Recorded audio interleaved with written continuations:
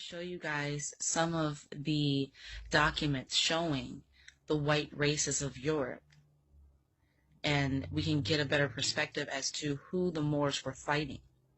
These are the albinos and the beasts of Europe.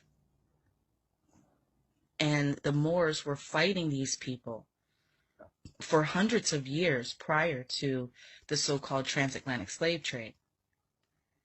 And one interesting thing I wanted to show you is that when you look at these beasts and albinos and how they have achieved what they've been able to achieve in just a few hundred years, keeping in mind that they were considered wild men just a few hundred years ago, and they had no last names. Many of them didn't even have first names.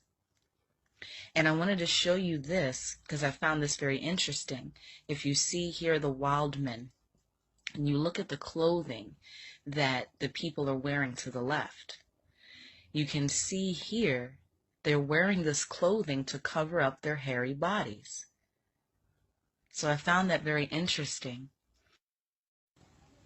And something else I found in the British Library was one of the oldest genealogy charts, one of the first ones made for white people. And as you can see at the bottom of that genealogy chart, you see two wild men.